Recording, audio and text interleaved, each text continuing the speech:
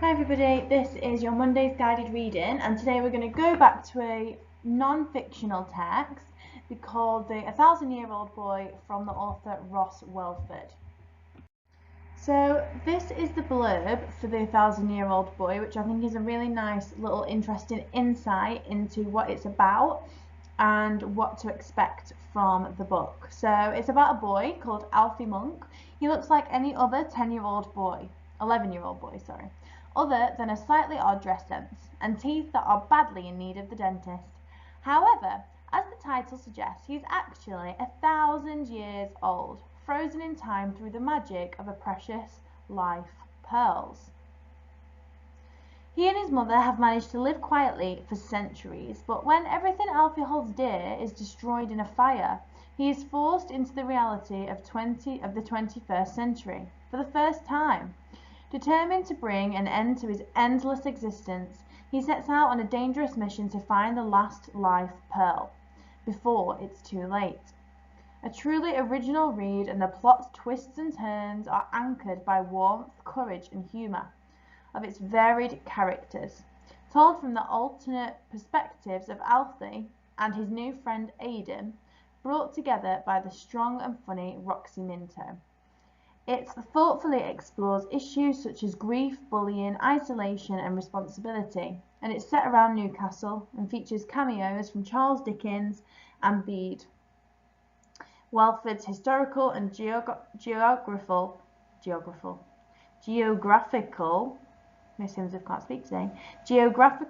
touches provide an unusual setting for the timeless themes of setting of friends, friendships and families. Okay, so this is the blurb that's setting us off. So obviously it's about a boy that's been going through centuries and about his friends, and obviously in the plot something happens, the fire happens, and then there has to be a resolution. So we're going to look at one of the chapters today. It's really small chapters for our guided reading. First thing I want you to do is click on the link in Dojo, which is the same link that's on the screen right now, and it'll take you to a video of the author introducing a bit about the book and telling you about the plot. So it's quite a nice little starter video to get us in the mindset of the 1,000-Year-Old Boy. It's a fictional book, so it's completely made up, and it's magical, and it's an adventure story as well. So it's set around magic and things that aren't really as they seem. Obviously this boy's been on the planet for 1,000 years old, so it's definitely not real, but it's got a really great sense of adventure and mystic to it. It was written in 2018, so it's fairly new, and it's an astonishing, beautiful story for all readers of 9 and over, so it's definitely targeted at your age group. It's sold over 3 million copies, so it's really, really popular, and the author has also written a book called Time Travelling with a Hamster that you may or may not have heard of, and that was a bestseller as well. So we both know that these books are obviously really well known and highly recommended. So the stories about people who simply want to live forever. So I'm starting at chapter 32, which may seem like it's a bit in the middle of the book and you don't know what's going on, but there's actually 105 chapters in this book. It's not a huge book, it's around 200 and something pages, 250, 60 pages, but each of the chapters are really, really short. So the extract that I'm going to show you today is 3 slides, but it's 1 chapter, so they're really short. So this is still part 1 of the story. Okay, so chapter 32. At the side I've put some vocabulary that you might not understand from this little section, so you can write it down if you don't understand it and try and match it with me, or at the end we can come together and think about the vocabulary. What, like you have an allergy to genies? You rub a lamp, out pops a genie and then you get a rash? Sounds like it, doesn't it? Said Roxy, but the word is genealogy. It's tracing your ancestors. Basically, like when they do it for the TV on the celebrities. I shrugged. I took her word for it. I was still thinking about a genealogy. It's what Mom does. Now, she can't go out to work. She creates people's family trees. Look. She opened a webpage called Ancestral Connections, and there was a picture of Precious Minto at a desk, looking friendly, and the usual tabs labelled About Us, Pricing, Contact, and so on. Now, look at this, Roxy said, clicking and typing as she spoke. The web page she was indicating was headlined, England, register the births and deaths. There's another one called the British Land Registry and a Northumberland Directory. And as Roxy opened the pages and zoomed in and clicked on links and scrolled through charts and blogs, it was as if temporarily she was in her own little world. She hadn't said a word for about 3 minutes, and I was left feeling a bit awkward, like reading over someone's shoulder, except the book was in foreign language. Then she stopped, flicked her eyes to the kitchen door and said, "Oh, by the way, my mum doesn't know I've copied all her programs and memberships."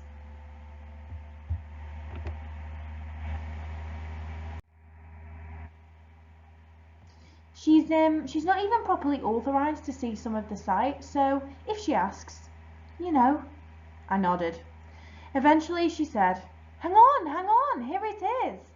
The website was called Photographic History, and there was a grainy black and white photo of a lady and a boy standing in front of the stone cottage. Her long dress reached the ground, and there was an apron over it. The boy wore long trousers and collarless shirt. "That's it," said Roxy. "That's the house that burnt down. Look at the caption." Sure enough, the caption read, "Oak House, near Whitley, Northumberland, around 1870. I nodded. So look at the people in the picture. It's too blurry, Roxy. You can't see anything apart from, well, they're wearing sunglasses."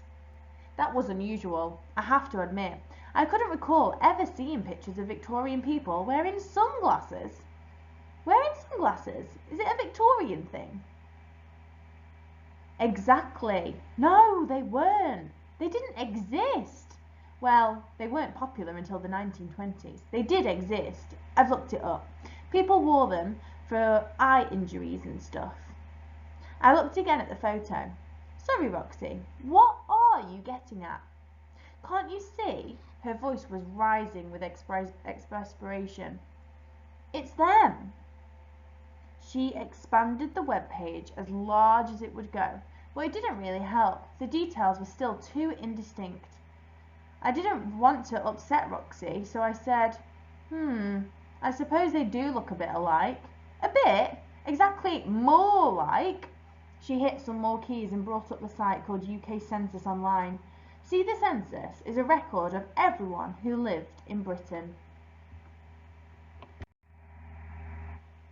In 1861. Some of the pages were in normal print, others were in scans of old documents, with the entries of old-fashioned curly handwriting. Wow, I said, impressed. Everyone? Yes, everyone. And if we go here, she clicked on the tracker pad, you'll see that living at Oak House, Northumberland in 1861 was Monk Hilda, a widow, aged 33, her occupation a seamstress and spouse unknown, and her son, Monk Alfred, child, male, aged 11. Roxy's enthusiasm was written all over her face. As her fingers skipped across the keys, I felt guilty for not being more excited. "And here," she was saying, "it's the census from 1911. 50 years later." I peered at the screen. Monk Hilda S., widow, age 34, occupation dressmaker, spouse deceased. Monk Alfred, child, M., aged 11. "It's almost the same," I remarked, "but who are these people? I mean, Alfred, Alfie? I mean, it's a pretty common name, especially back then. It gets better. Look at the office for the National Statistics site.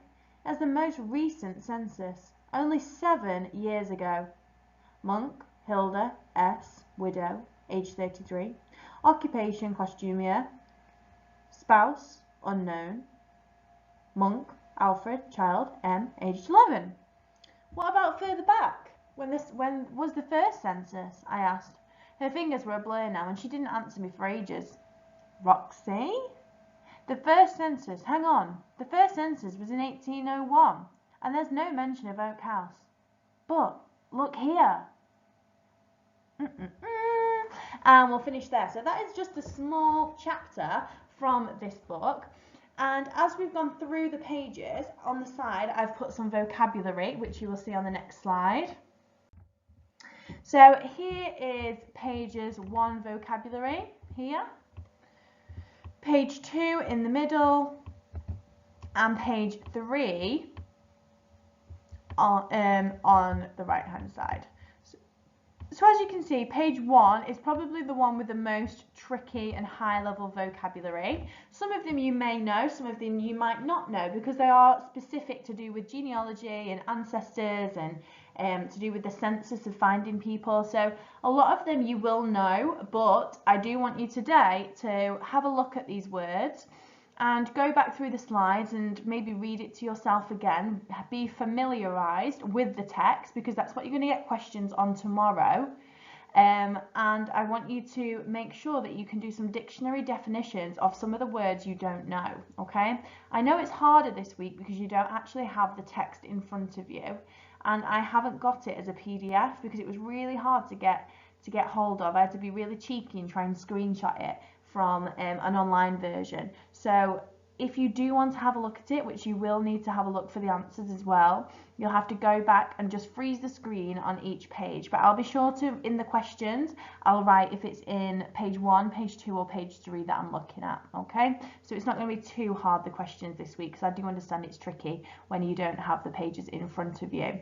But for your task today, I do want you to look at these vocabulary, and if there's any that you don't know or any that you're unfamiliar with, I do want you to try and find them in a dictionary definition and understand what they really mean and how they are linked to the text. So once you understand what the vocabulary means, go back and have a read through, and then something might become a little bit more clearer for you for your understanding. So you're really familiar with it, ready for tomorrow. The next thing I want you to do